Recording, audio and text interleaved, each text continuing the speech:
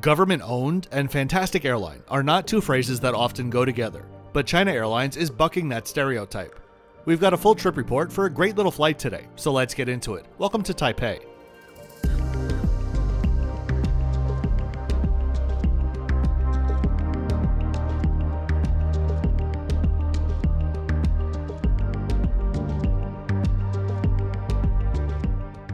If you would like to know the exact fare that I paid for my flight today, or my next 5 videos in queue, please check out the description below. And if you're new here, hi there and welcome to the channel. My name is Kevin. I think that the world needs a bit more honest travel content these days, so I make airline trip reports, high-end hotel reviews, and cruise ship tours as well, all without invitation. I always film without the company's knowledge, and I self-fund my trips to be sure that I get a real experience. Then I give you nothing more than my own personal, honest, unbiased opinion.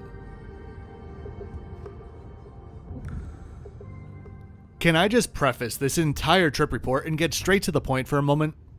Flying business class and first class is, of course, fantastic. But some of the most refreshing experiences that I've had in the air have been short flights in economy. Why? Because you can't imagine much that could actually be different.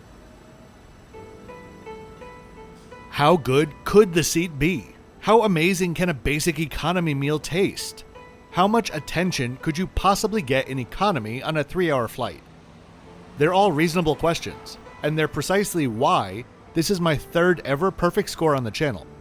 There is quite simply nothing to fault. Right now, we are at Taipei's Taoyuan International Airport, not to be confused with the city center smaller sibling, Taipei Songshan Airport. Where we are now is the primary hub for China Airlines as well as EVA Air and Starlux, the 3 of them together making Taipei one of the most comfortable places to fly from on Earth. For check-in today, I was at the Sky Priority lane due to Elite Plus status, though the economy line wasn't too long at all. When checking in, as I often do, I asked if there were any cash upgrades available, and there were. To Premium Economy, the price was $380. Which has to be the single most overpriced cash upgrade that I think I've heard in quite some time. Anyway, as we head through immigration and make our way to the departures hall, let me please note one thing. Part of the reason why I got such great service today was because of Elite Plus status. Some would argue that alone means giving them such a high score isn't fair. Let me explain why I disagree. My SkyTeam status is with ITA Airways. I've never flown with them. They gave me a status match from my Singapore Airlines KrisFlyer Gold status. My KrisFlyer Gold status wasn't actually from flying though. During COVID, they had a promotion to give you Gold status if you transferred 250,000 points to them. Those 250,000 points I earned from bonuses for signing up for 2 credit cards. So my point being, many people could potentially have the same thing and enjoy the same service levels. It's not like I spent $40,000 on flights just to reach that status level. Anyways, let's head to the China Airlines business class lounge for a bit. The lounge itself is beautiful and ironically enough reminds me of the hotel from my last video, Hotel Proverbs in Taipei. There's plenty of comfortable seating inside and a great selection of food, including a noodle bar which is hands down better than Cathay's. The only thing the lounge is missing is a view. So, China Airlines is a state-owned carrier and also owns Mandarin Airlines and Tiger Air Taiwan. They had their first flight in the early 1960s and soon expanded internationally to Vietnam, Hong Kong, and Japan, connecting via Tokyo to their first intercontinental destination, San Francisco, in 1970.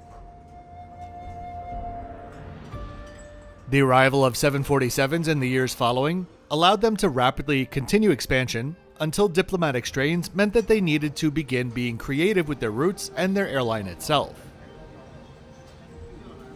The first of those creative moves was negotiating with Japan to allow China Airlines to fly to Tokyo's Haneda Airport so that their aircraft would never cross paths with mainland carrier aircraft at Tokyo Narita. Over the years, many airlines created separate subsidiaries specifically for flying to Taipei.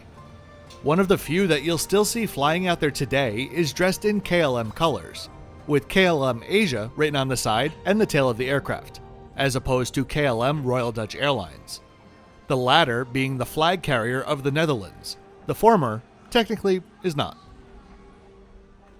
Mandarin Airlines was established in the 1990s for mostly the same purposes, allowing China Airlines to access markets like Sydney and Vancouver without added tension. May we just pause for a moment to admire the cutest airport escalator that I think I've ever seen. Some years later, the plum blossom logo replaced the original flag displayed on their aircraft tails, and in 2003, they had their first cross-straits flight from Taipei to Shanghai via Hong Kong, with the first non-stop flight beginning in 2005 from Taipei to Beijing. In 2010, they joined the SkyTeam Alliance and currently fly to an impressive 118 destinations with their fleet of 84 aircraft, 21 of which are cargo only. They are the 10th largest cargo airline in the world by freight revenue ton kilometer. Currently, they have 41 more passenger aircraft on order, more than half of which are Boeing 787s, which are meant to replace their aging A330 fleet. I arrived at the gate only to find a really not fantastic view of our A350, so I headed over to another gate to try to get a better view and bought some obligatory mango tarts along the way. Liking this video, subscribing to the channel, and then actually watching videos in the future, those are the 3 easiest ways that you can tell YouTube that this video is worth your time. It helps the algorithm immensely. If you'd like to support the channel even further than that, my Patreon is also linked in the description below. A big thanks for watching and supporting today.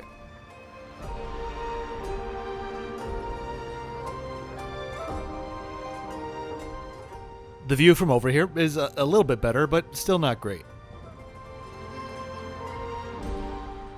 In general, plane spotting at this airport, unfortunately, isn't that great. From Terminal 1, where we are now, the windows have these muddy tints on them, and the aircraft are just too close to get good shots. Even over at Terminal 2, the views are better, but they have these crazy blue tints on the windows.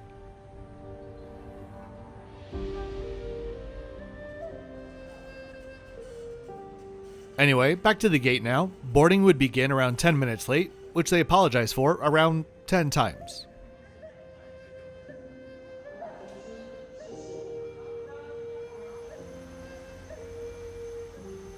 Let's check out today's flight stats. We actually ended up departing a few minutes early and spent just over 3 hours in the air, arriving in Saigon 14 minutes ahead of schedule.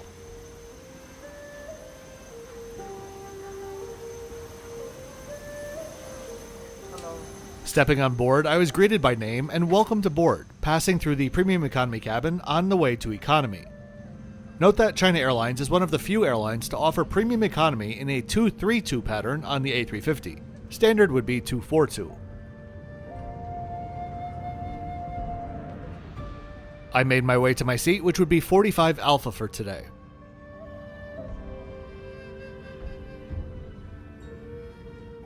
Honestly, I think China Airlines has one of the best looking economy cabins out there.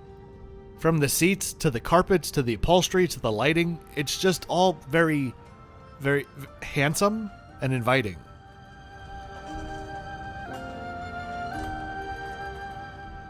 Obviously, this is a long-haul product, which the airline uses near exclusively on their twice-daily flights to Saigon. Each seat has an adjustable headrest, ample padding, and a good amount of legroom. I'd say right around 32 inches of pitch today.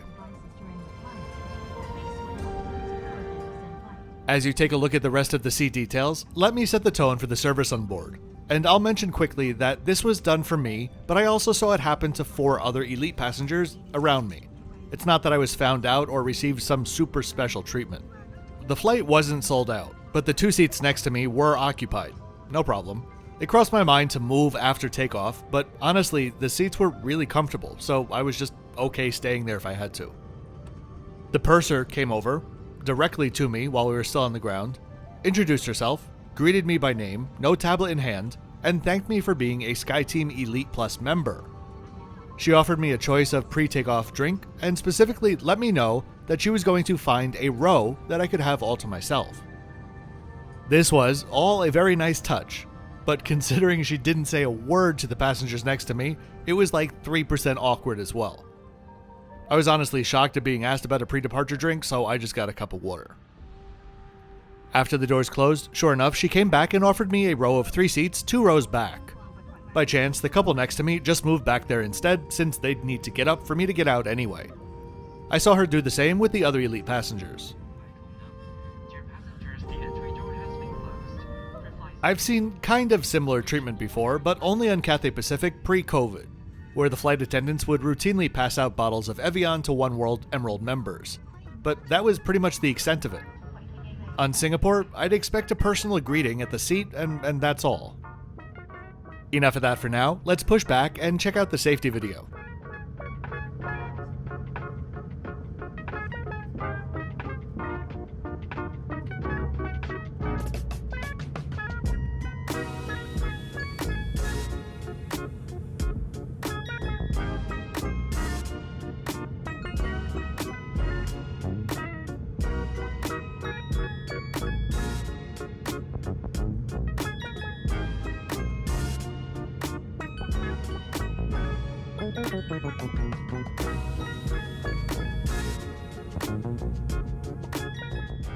We had a quick taxi to the runway, lining up for a southerly takeoff.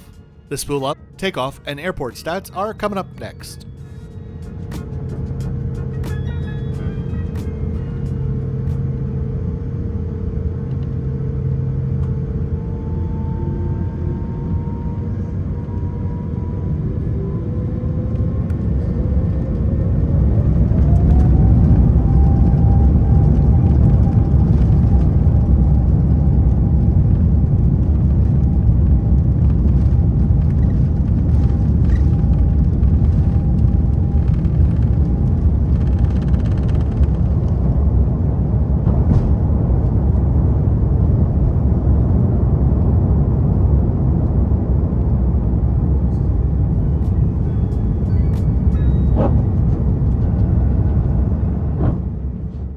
It was a pretty smoggy day, and once above it, you could clearly see how thick that soup below was.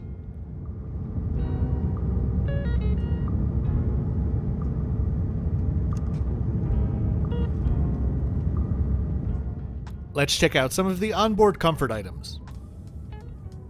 Upon boarding, there was a standard economy pillow and blanket at each seat. While I'd certainly expect those to be available by request, for such short flights I was surprised to see them proactively at each seat already.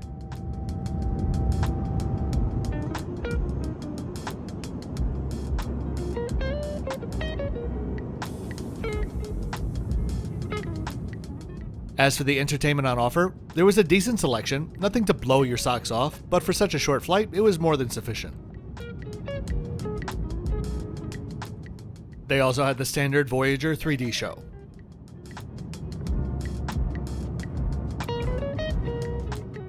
Not being completely full, the cabin was served very efficiently. The choices on offer were minced pork noodle or fish rice. I think it was fish rice. Honestly, I heard minced pork noodle and my brain just stopped there. This was genuinely one of the better economy meals that I've ever had, and the meal in general was just great for a short regional flight. There was also a small fruit plate and an edamame salad of sorts, served alongside a standard roll and packaged cookie.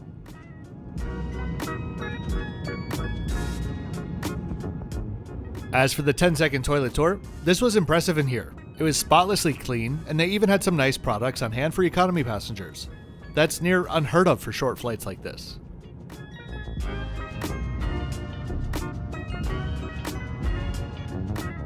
Hard to see it on camera, but the strobing rainbow lighting effect I believe was our signal that we were approaching Saigon.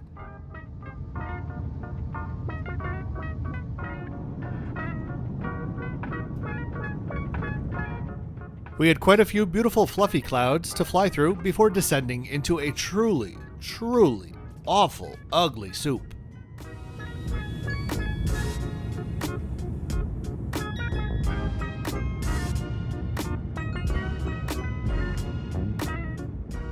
Believe it or not, there's land down there. Really one of the worst days for air pollution that I've seen in Saigon since before COVID.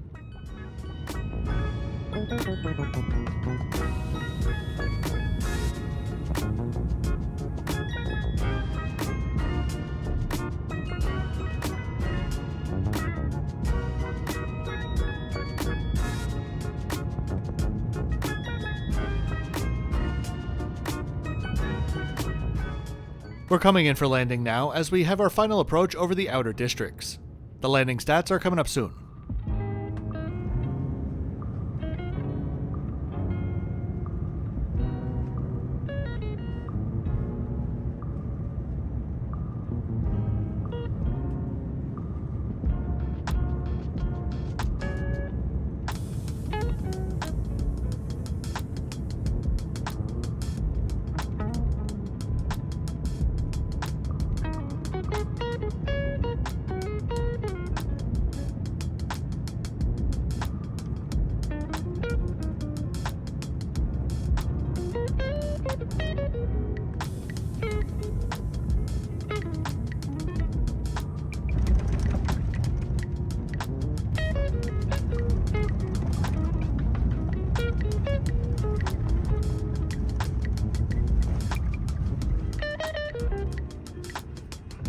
Dear passengers, welcome to Regent City. For your safety, please remain seated with your seatbelt fastened until the fancy bell sign is turned off. When opening the overhead compartment, please take care to ensure the contents are not announced.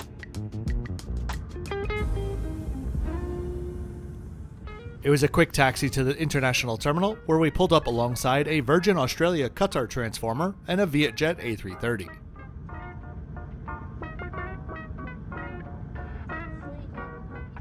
So, as I make my way towards a painful hour-long immigration queue, let me sum up the flight as best as I can. The ground staff and lounge was fantastic. The meal was fantastic. The plane and cabin was fantastic. The crew was fantastic.